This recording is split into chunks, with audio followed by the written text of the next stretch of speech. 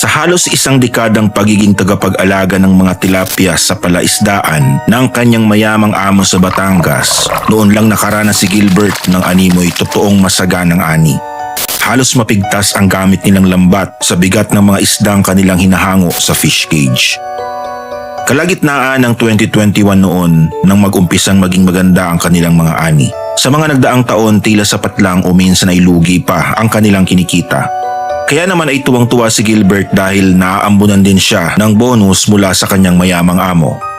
Ang kanyang amo ay isang pulis, hindi naman kataasan ng ranggo ngunit maraming ari-arian at negosyo. Kasama na rito ang lotto outlets, pwesto sa palengke, sabungan, delivery ng live tilapia sa mga karatig bayan at iba pa. Ngunit kahit natutuwa si Gilbert sa ganda ng kanilang ani, nagtataka siya dahil laging may tila kulang sa inventory ng mga feeds na nakaimbak sa mismong kubo ng kanilang fish cage. At hindi lang yun, dahil tuwing ginagabi siya ng uwi sa pag-aayos ng mga kawayan at lambat na nakapalibot sa fish cage ay may kung ano-ano siyang ingay at paramdam na nararanasan. Sa loob ng isang dekada niyang binabantayan yon ay noon lang siya nakaranas ng ganong mga insidente. Minsan nga ay doon pa siya natutulog sa gitna ng lawa, ngunit payapa naman ang kanyang buong magdamag. Isang araw, ginabi si Gilbert sa pagpapalit ng kawayan sa isang bahagi ng fish cage. Alas 7 na noon, ngunit dahil sa bilog ang buwan ay nanatiling maliwanag ang buong paligid. Habang kumakain siya ng kanyang baon ay may kung anong malamig na humawak sa kanyang balikat. Tila nagiyelong kamay ang humawak sa kanya. Lumaki ang kanyang mga mata sa gulat.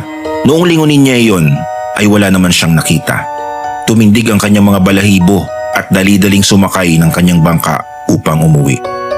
Isang linggo ang lumipas, napansin ni Gilbert na tuwing pupunta siya ng umaga sa fish cage ay may mga naiiwang bakas ng putikang mga paa sa sahig ng kanilang kubo. Hindi lang isa, kundi maraming bakas ng paa, iba't iba ang sukat. At noong binibilang na niya ang mga patuka ng tilapia ay kulang ito ng mahigit sa 5 sako. Dito na nagkaroon ng suspetsya si Gilbert na baka may nagnanakaw ng kanilang mga feeds. Sa pagnanais niyang mahuli kung sino ang kumukuha ng kanilang mga feeds ay nagkubli siya sa kalapit na kubo. At dahil pulis naman ng kanyang amo ay madali na lang ipakulong kung sino man ang mga nagnanakaw. Ngunit inabot na siya ng alas 12 ng madaling araw ay wala pa rin nagpapakitang magnanakaw. Dahil dito, nagpasya na lang siyang umuwi. Kinabukasan pagbalik niya sa kubo, nakakita ulit siya ng mga bakas ng putikang paa. May naiwan ding mga butil ng patuka ng tilapia sa sahig.